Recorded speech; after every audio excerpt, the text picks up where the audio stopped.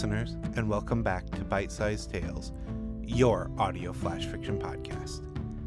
In this week's story, an inventor has his greatest success, but at what cost? Success, written and read by Wayne Cole. The smell of burning plastic assaulted my nose, and smoke stung my eyes. Capacitors burst loudly, making me jump, which distracted me just long enough that I didn't avoid the sparks burning my arm. Every alarm built into the system, both visually and auditory, was being triggered. "Come on, baby, just hold it together a few more moments," I said through gritted teeth as I moved jumper cables to bypass the blown capacitors. The world starting 5 feet away from me blurred, like looking through the hot air over a fire. "It's working! It's actually working!" I yelled and started laughing. Everything went bright white, with energy arcing all around me. I could smell my arm hair burning off in the onslaught, but it didn't matter. As the surrounding light faded, the world came back into view. I might have to make repairs before I could return home, but I had really traveled 30 years into the future. A slow clap came from the corner of my basement. "Bravo, bravo." A strange man stepped into the light, wearing a brown jumpsuit. He looked closely at my time machine and examined every aspect. Wow. I mean, I saw a documentary on this thing, but just could not do justice to how big a piece of shit it really was.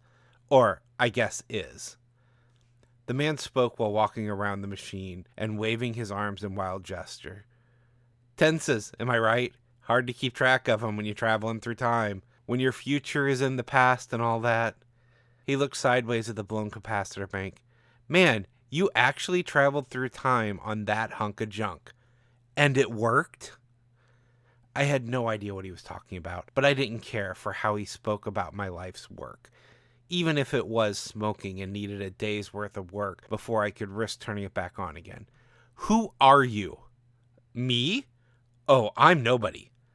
Not yet, at least. But you." He ran across the basement and held my head between his hands. "Oh, you, James Henry Anderson, the first man to successfully travel through time." He let me go and paced the basement. "Are you saying in your time I'm famous?" "Famous? You're practically a household name. A damn hero to the masses. Well, the ones still alive anyway." "What's that supposed to mean?" All the humor in the man's voice had faded. In its place was anger so deep it gave me pause. "What does it mean? What does it mean?" he yelled with his head to the ceiling. "You spent all that time trying to figure out how to create your machine. Did you ever once stop to ask yourself how they would use it?" "Who?" "Terrorists. The government. The super wealthy. Take your pick, man. Paradox after paradox, as they all fought for money or power. Have you ever asked yourself how many times a paradox could overwrite the same moment in time? The answer is 3. At 3, it reaches critical mass and the whole universe collapses around us. Oh, it all stitches itself back together in some form, but heaven help you if you were near ground zero, because you ain't coming back." I stood there stunned, trying to wrap my head around the concepts. They did fit some of my theories, but I just couldn't believe anyone would be so stupid to do what he was describing. That was when I noticed the gun. He was holding it aimed right at me. "There are no paradoxes here.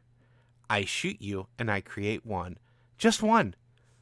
Go back to my time as the only one who ever remembers that you discovered time travel. Someone else will just discover it. Maybe. But as long as it ain't in my lifetime, I don't really care." A woman stepped from the shadows behind him and brought a second gun to his head. "Drop it, Zan. Don't make me shoot you." "Jesse. Come on, Jess. You know this has to happen." "No, I don't. All the future from this point on is in flux. You don't have to kill him." "Yes, I do. It's the only way."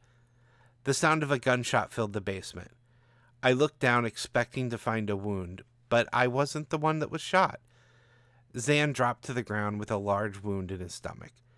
From behind my machine came an older version of myself with burn scars. He raised his gun and shot Jesse between the eyes. Then he turned to me. Since they still came after me, I guess I failed again.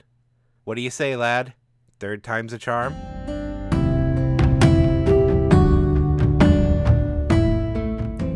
And now a word from our author. Anyone that knows me knows I love time travel, and I love time travel stories. I don't write nearly as many of them as you would think, considering how much I love it. But when I do, I try to do something different with it. In this case, the story came to me as an idea for a conversation, and it grew into the full story.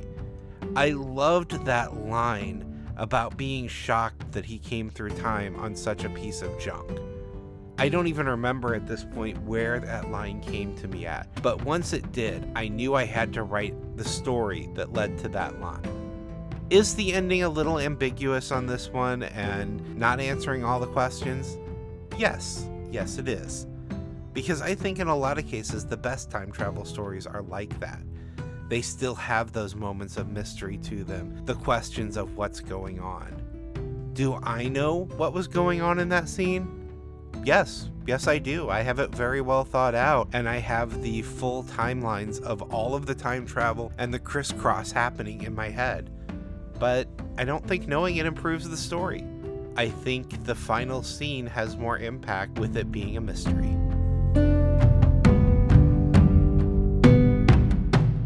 This chapter of Bite-Sized Tales has been brought to you under a Creative Commons Attribution, Non-Commercial, No Derivatives 4.0 International License. Intro and outro music is Fantasy Motion by Alexander Nakarada, provided under a Creative Commons 4.0 license. If you enjoyed what you heard today, we would greatly appreciate reviews and recommendations to your friends. Finally, for more information about our authors, please visit bitesizedtales.com. We look forward to reading to you next time.